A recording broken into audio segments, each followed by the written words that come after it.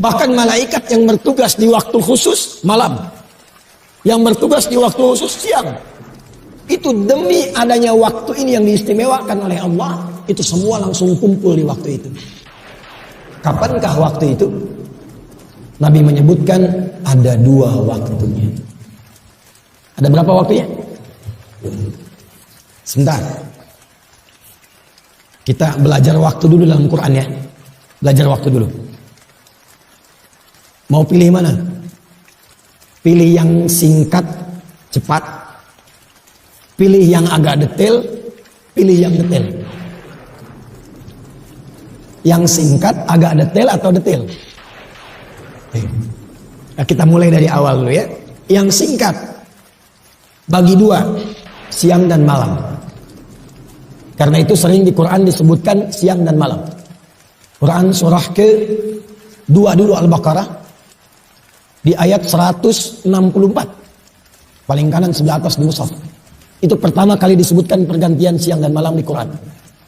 Inna fi khalqis samawati wal ardi wa ikhtilafil laili wal nahar wal fulki allati tajri fil bahri bima yanfa'un nas, dan seterusnya ayat. Al-lail wan nahar. Jadi kalau kita ingin beraktivitas dan ingin memanage waktu, bagi 2 dulu secara umum. Apa yang dikerjakan di siang, apa yang dikerjakan di malam. Nah, batas siang, batasnya itu dari subuh ke maghrib. Saya ulang ya. Dari mulai subuh ke maghrib. Jadi dibuka di subuh, berjalan di siang, masuk ke maghrib. Itu batasnya. Jelas? Baik. Jadi kalau subuh kita buat pembuka, mulainya masuk ke waktu siang dari duha ke zuhur sampai dengan ke maghrib. Antara zuhur dengan maghrib yang tengah-tengah apa? Saya ulang. Antara zuhur dengan maghrib yang tengah-tengah apa? Asar. Itu yang dimaksud Nabi dengan waktu pertengahan di siang hari. Jelas? Ada waktu pertengahan di siang hari. Antara siang menuju ke maghrib, tengah-tengahnya asar. Itu yang dimaksud di Al-Bukhari, nomor hadis 555, di hadis Muslim nomor hadis 632. Yata'aqabuna fikum malaikatun bil-laili wa malaikatun bin-nahari yajtami'una fi salatil asri. Karena itu tafsir ulama pada surah Al-Baqarah ayat 238 tentang salatul wusta, salat pertengahan, itu salat asar. Tafsir pertamanya. Yang kedua adalah waktu malam nanti. Malam ke siang, diambil tengahnya. Pembukanya apa? Dari mulai Isya. Karena maghrib itu pembatas. Kemudian mulai ke Isya.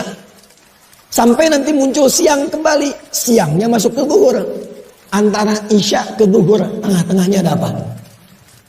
Antara Isya ke zuhur, tengah-tengahnya ada apa? Subuh. Maka tafsir yang kedua, ada waktu pertengahan, langsung disebutkan oleh Nabi, begitu pentingnya, sampai malaikat malam berkumpul, malaikat siang berkumpul. Di waktu pertengahan ini, wa fi sholatis subuh, di waktu subuh.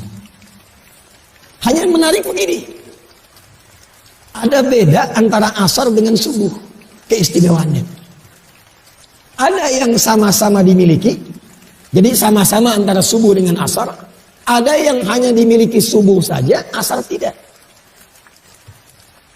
Apa yang sama-sama dimiliki? Teruskan hadisnya. Perhatikan hadisnya. Yajtami'una fi salatil asri wa salatil fajri. Maka para malaikat itu berkumpul menyertai orang-orang yang salat di waktu asar. Kemudian berkumpul pula menyertai hamba-hamba yang ada di waktu fajar subuh. Atau kama qala Rasulullah sallallahu alaihi wasallam, summa yas'aluna ila as-sama'. Kemudian mereka langsung kembali naik ke langit. Lalu diuji oleh Allah untuk dikonfirmasi bahwa malaikat itu menunaikan tugasnya dengan benar. Kaifa taraktum ibadi? Kata Allah, bagaimana keadaan hambaku ketika kalian tinggalkan tadi? Allah sudah tahu. Karena Allah Maha tahu. Hanya ingin menunjukkan kepada kita bahwa malaikat tidak pernah menyembunyikan apapun. La ya'sunallaha ma amarahum wa yaf'aluna ma yu'marun. Sekaligus mengonfirmasi apa yang Allah perintahkan ke malaikat keluar sama di lisan para malaikat. Apa kata para malaikat? Ya Rabbi, atau bima ma'na kama qala Rasulullah sallallahu alaihi wasallam. Taraknahum wa hum yusallun. Kami tinggalkan hamba-hambamu itu. Kami sertai, kami tinggalkan. Tadi mereka telah menunaikan sholat. Dan ketika malaikat melaporkan itu secara live, waktu asar dan waktu subuh, hamba yang disertai itu sedang sholat, maka Allah kemudian, perhatikan ini yang paling penting, menegaskan pemberian rahmat dan ampunannya kepada hamba yang tengah menunaikan sholat yang dilaporkan oleh malaikat itu. Karena itu sholat subuh itu penting. Sholat asar itu penting. Karena itu termasuk waktu yang paling gratis ketika digunakan yang bisa mendatangkan rahmat Allah Subhanahu wa taala. Dan pada saat itulah malaikat mengaminkan apa yang dimintakan oleh hamba-hamba itu. Langsung mengaminkan. Sedangkan hadis lain mengatakan, "Faman wafaqa ta'minuhu ta'minal malaikati, ghufira lahu ma taqaddama min dzambi." Yang aminnya bersamaan dengan malaikat, minta diaminkan. Atau dalam sholat kita amin, malaikat amin. Langsung dapat bonus. Bukan hanya dikabulkan doanya, tapi langsung mendapatkan ampunan Allah Subhanahu wa ta'ala. Jadi keutamaan waktu subuh itu yang pertama, mempercepat datangnya ampunan Allah Subhanahu wa ta'ala. Maaf, pilih mana? Dapat harta 100 miliar atau dapat ampunan Allah? Tak ada yang ketiga, cuma dua saja ini.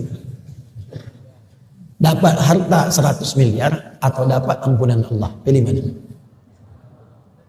Masa suaranya lemah sekali. Ampunan Allah. Oh, ini tidak pede, ini ada sesuatu itu. Ingin ampunan Allah tapi sekarang kau mohon maaf tuh. Ada yang meninggalkan Jumat karena ngejar proyek. Ada yang bahkan bekerja yang pekerjaannya bersamaan dengan waktu sholat. Padahal dia tahu dalam sholat bisa mendatangkan rezeki. Subuh itu spesial. Spesial. Karena itulah langsung disebutkan dalam Al-Quran, Allah menegaskan tentang keutamaan ini. Quran surah 17 ayat 78. Aqimis salata liduluki syamsi ila ghasaqil laili. Tunaikan salat dengan benar dari mulai tergelincir matahari. Zuhur dulu disebutkannya sampai ke malam tiba, sampai ke isya. Zuhur, asar, maghrib, isya. Ini standar. Tapi subuh diakhirkan. Subuh urutannya diakhirkan. Wa qur'anal inna qur'anal fajri kana syuda. Perhatikan. Yang 4 disebutkan sholat. Tapi yang subuh, redaksinya oleh Al-Quran ditegaskan dengan nama Quran. Quran, bukan hanya sholatnya. Ternyata yang penting di waktu subuh, itu bukan hanya sholatnya, tapi semua bacaan yang disampaikan di waktu subuh, langsung dipersaksikan. Kalau doa dikabulkan, kalau istighfar diampuni, kalau minta rahmat diberikan. Itu subuh. Karena itulah ada orang-orang yang berburu waktu subuh karena tahu waktunya. Oh, ini jam 4.45 di Sumatera Barat. Maka dia bangun karena tahu waktu, dia siapkan jam 3 bangun. Ada yang setengah 4. Jadi 4.45 adzan, jam 3 sudah bangun. Karena tahu ada waktu yang istimewa. Bahkan dia kejar menjelang subuh. Ada waktu menjelang subuh, itu disebut sahar namanya. Misal subuh 4.45, 15 menit sebelum subuh itu disebut dengan saharun, sin ha ra.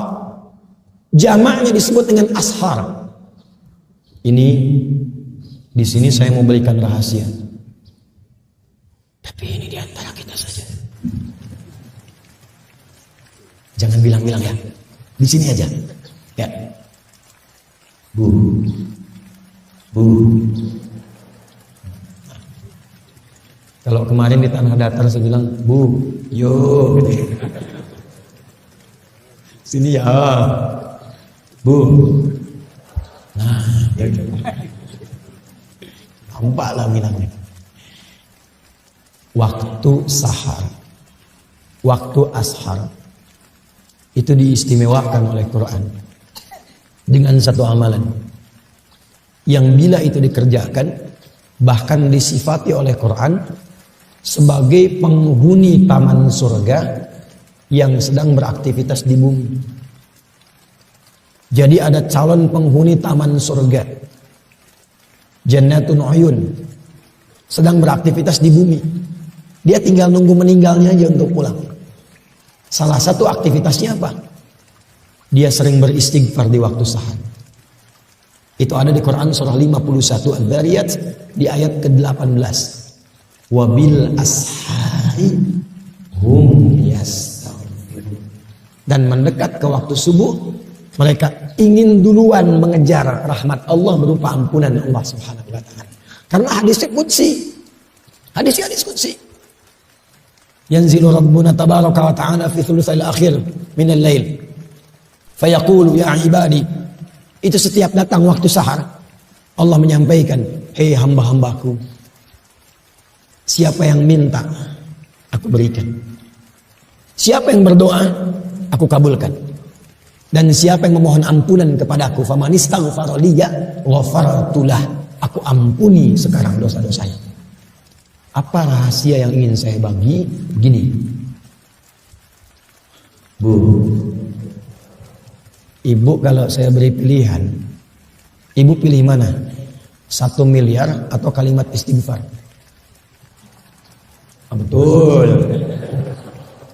Awas nanti dimarahi bapak pulang dari sini. Kenapa kau ambil 1 miliar? Kalau ada pilihan, termasuk dunia dan seisinya, pilih istighfar. Pilih istighfar.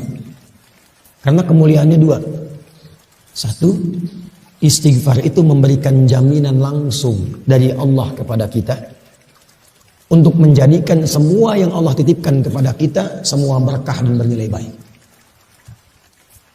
Yang kedua, istighfar itu cara paling cepat untuk mengabulkan doa. Semakin tinggi orang istighfar, terbiasa dengan istighfar. Naik kendaraan, di kendaraan dia istighfar. Latihan terus. Dan terbiasa dengan itu. Itu ya Allah mustajab doanya. Kadang-kadang belum minta, sudah diberi. Cepat sekali. Makanya istighfar itu mahal. Dan para ulama sudah tahu ini. Makanya mereka sering diantara wiridnya itu istighfar.